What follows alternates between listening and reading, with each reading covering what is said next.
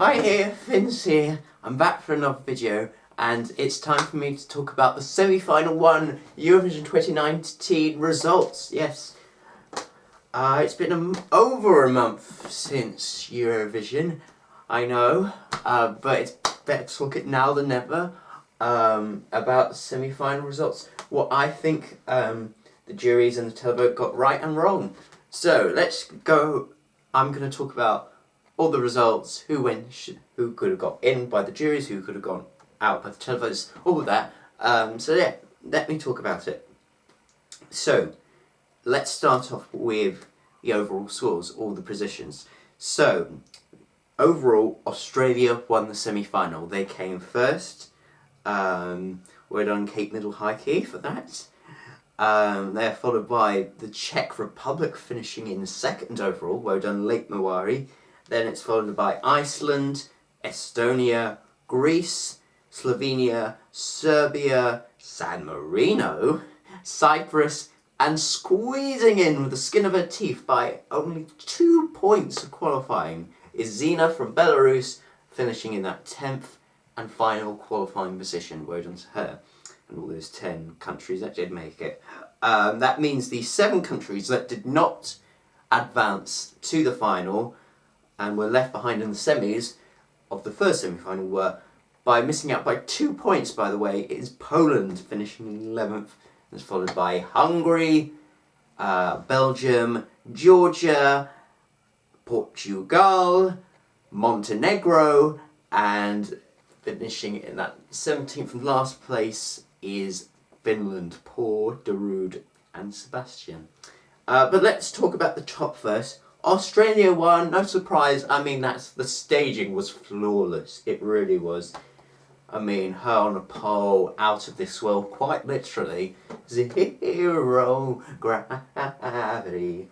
Yeah, that deserved to win the semi-final. That really elevated the song. The staging, I mean, that was fantastic. I really hope Australia continues with their national selection next year. Because, yeah. Because the last couple of years it's been kind of a dip. I mean, they were great songs, but but I think it's good that Australia has decided to do the national selection, and I really think they could really do really well at Eurovision if they keep going the path they did this year. But they did not win. Australia did not win the televote. Iceland did, but the juries for Iceland put it down 8th. Now I mean, I understand why the juries did not agree with the televoters with Iceland, because it's, you know, it's not kind of the sound that juries and music experts would go for, and obviously there's a lot of controversy with Iceland this year, and, you know, all that stuff. But at least on the bright side, at least the juries would have still let Iceland qualify. I mean, it's not like they put Iceland last or anything. At least it was still in the top 10 of the jury, so, I mean, it could be a lot worse. I mean, at least that's a good thing. It would have qualified televote or jury, so, yeah, at least that's a good thing. I'm really happy to see the Czech Republic come second. Overall, because, yeah, I was really happy for Lake Mawari. They did better in the juries than they did the televoters, than the televote, which is quite interesting.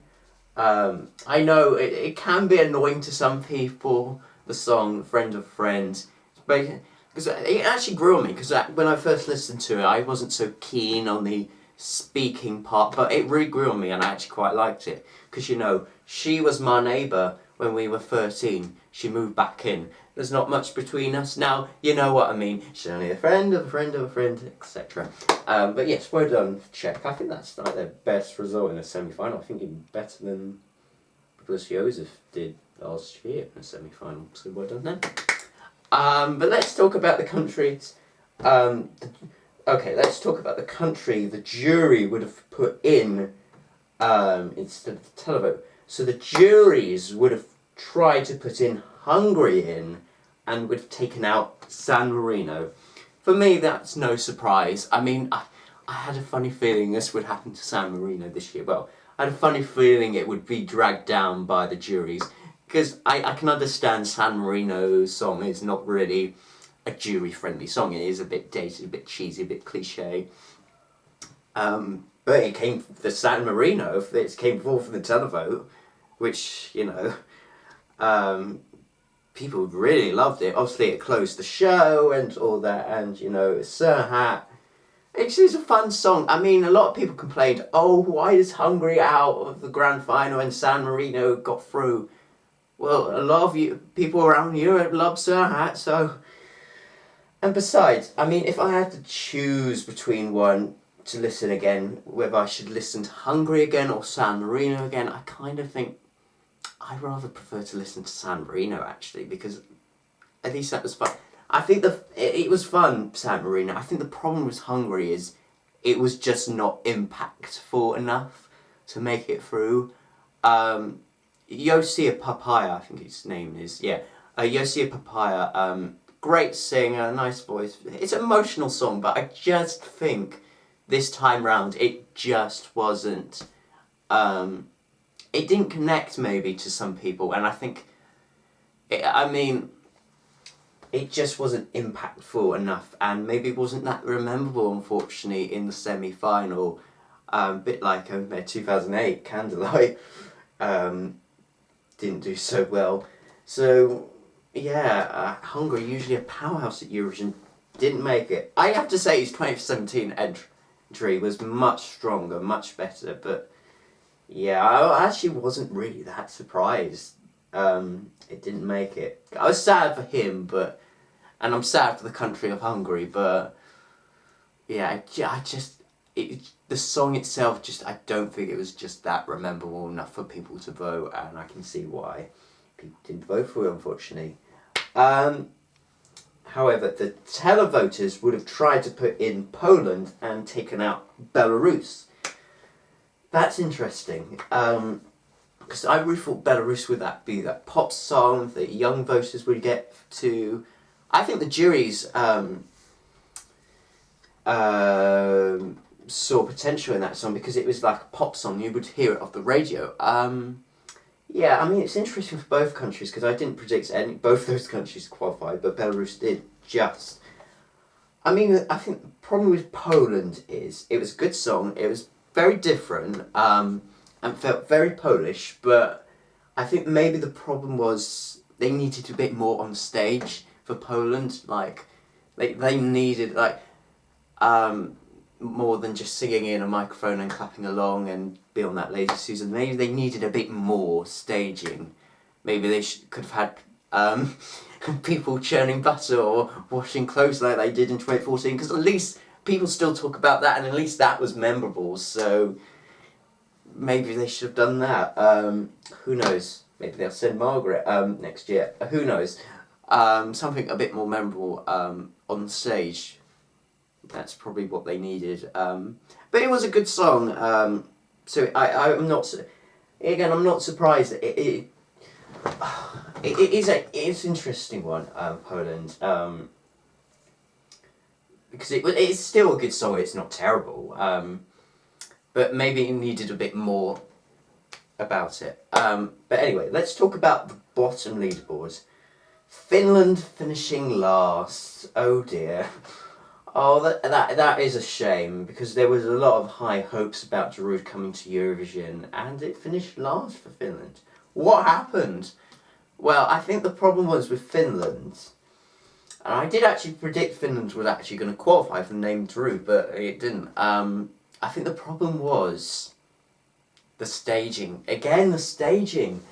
I think the problem was it felt a bit empty, like in their UMK performance. Like, you had the box and you had the woman coming out the box, and, you know, it felt very clever, and you had Darude inside the box, and, you know, that felt very exciting. And then they decided to ditch that and decided to have these three performers far away of each other, and it just felt a little bit empty, you know. Which is a shame.